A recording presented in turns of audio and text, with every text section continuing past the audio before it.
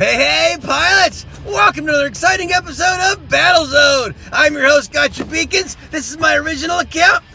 Thanks so much for watching. Please subscribe and share my channel if you like this stuff. And let's see what we got here. In my hangar, we got an Outwang. We got a Vortex Spectre. We got a beautiful Zeus Fury. We got a Scourge Balgasari. And we've got my Tempest Aljun.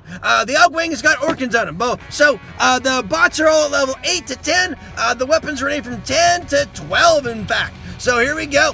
I'm going to hop up in my Aljun. He's a great runner. Great way to start a battle, to get to kind of a neutral beacon. I never worry about our home spawn beacon. I figure someone's going to meander over to there. But when I start out a battle like this, I kind of figure out where the Reds are going and where my guys are going and decide whether I go right or left. Rome's kind of a tricky one. Not everyone has a good formation for it. But I find either go right or go left or go up and hug the back of the Coliseum.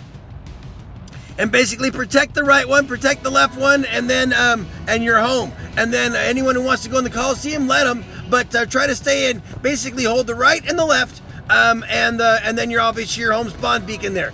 And this guy got up there and try to whittle him down, and he got it. But I think my guys are going to chip him down. And this is a sacrifice run from the Aljun here. Oh, he's going to be gone. All right, so now I'm going to hop into my next spot here. This is the Outwang.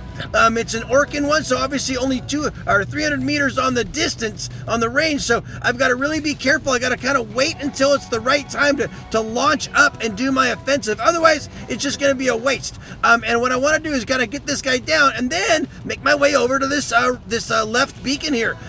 The Outwang, I put the quantum radar on him. I don't use quantum radar enough, and I'm not a big fan of it because it's really a short-timed thing, and so not always effective the way I play. But here's another sacrifice run. I'm going in here really just to kind of drive them back into their place, give them something to shoot at while my guys are getting settled in, because we were really down on beacon bar, and it's time for us to start making a comeback here. So we have 3 beacons now. So now we got to get that 4th beacon over there, the one over there to my right. So I'm taking over my Spectre. This is a Vortex Spectre.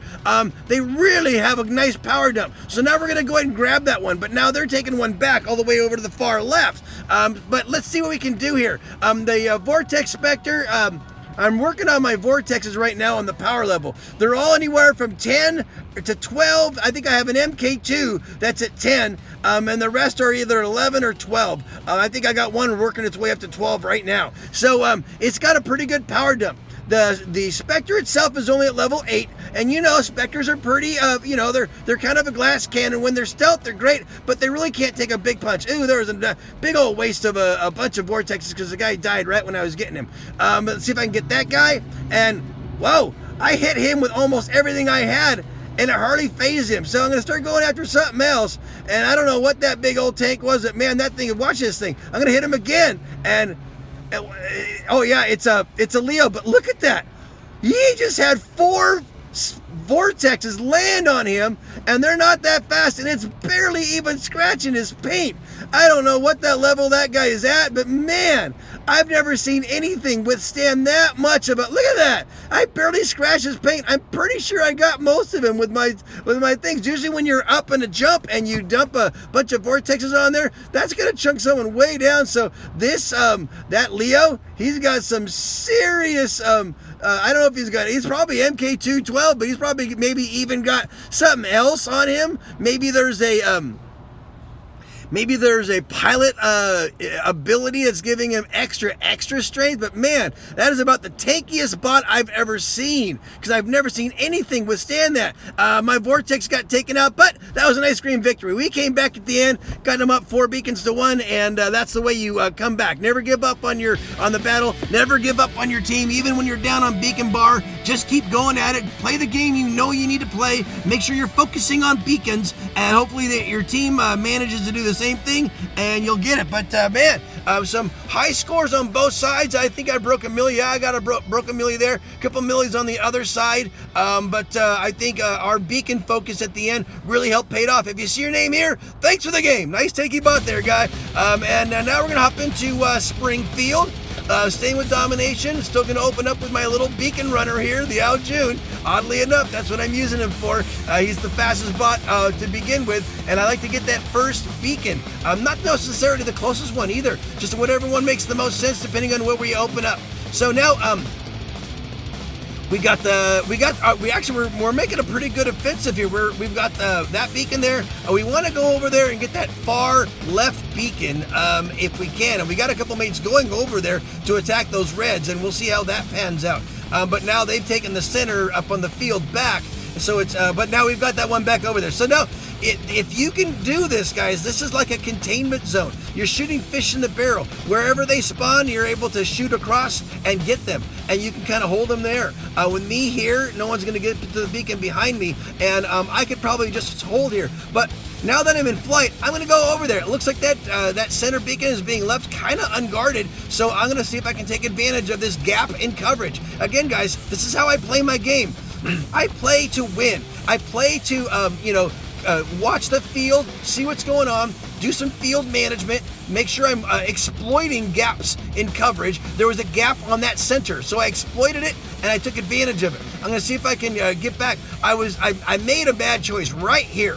I had a chance. I probably could have taken that one up by the dam and gave them something else to think about. But instead, I just kind of flew around and landed right here instead. If I had made a beeline to the dam beacon, I probably would have had that.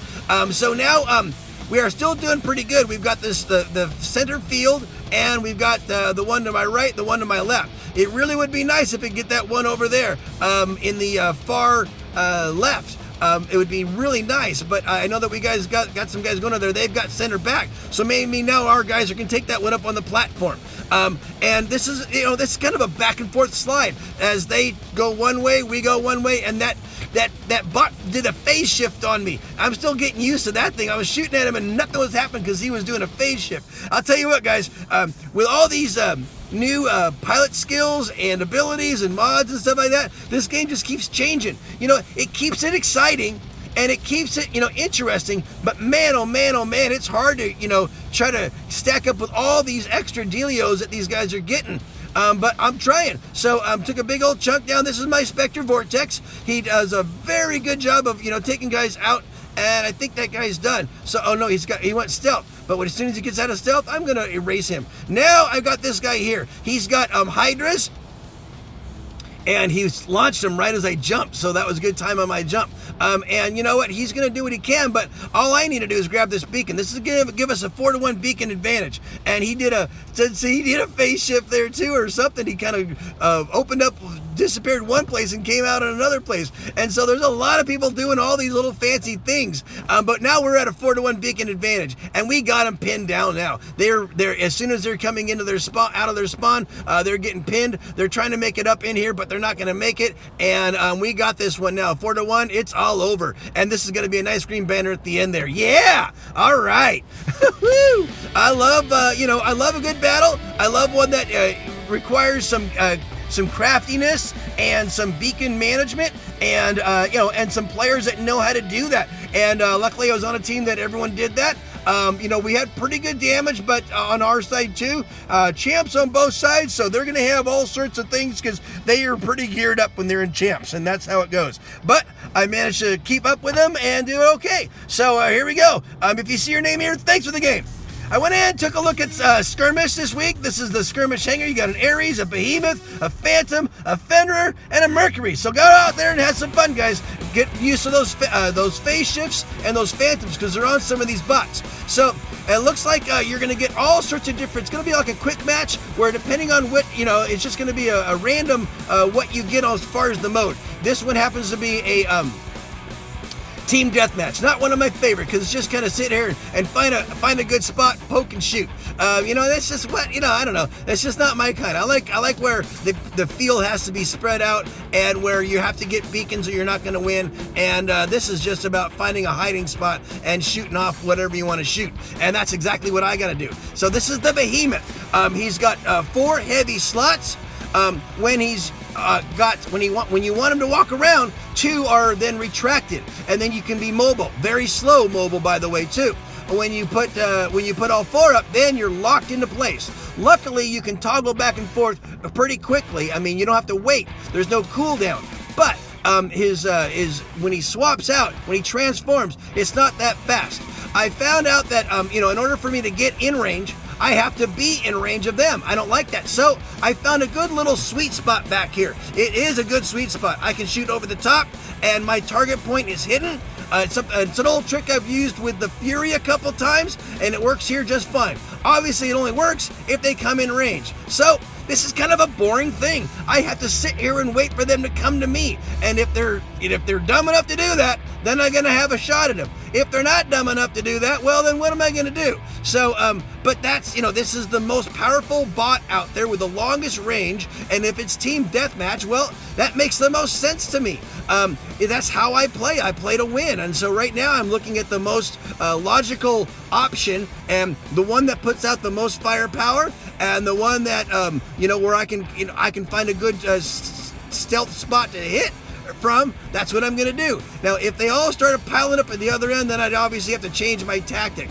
We're at a 14 to 8 beacon kill advantage. And right now it looks like the Reds are satisfied with just continuing to spawn in that one little area, and as soon as they pop around either corner, I'm gonna go after them. If they spawn at the far side of the field, I'm not gonna have anything to do with them, and we're just gonna see how it goes. If I hop out of the bot, I'm giving them a kill, so I gotta be mindful of that. I guess they pretty much have to come and take me out before I can go into a different bot. Now they're coming back. It's 14 to 16. Oh, now it's 14 to 17. Now it's 19 to 15. So, here's some guy trying to come at me, and we're just going to keep chipping them away. 20 to 15. Our team seems to be holding their own. I know that I've irritated a few people because I haven't died yet. I've got even got a quantum rater. I got to drop my target point a little bit. Oh, he finally went out. So now I got to hop into my next spot here. I'm going to hop out right where these guys are standing. This is an Ares, and you know how they work. You got to put your shield up there and let the absorb all their energy, and then take one guy out.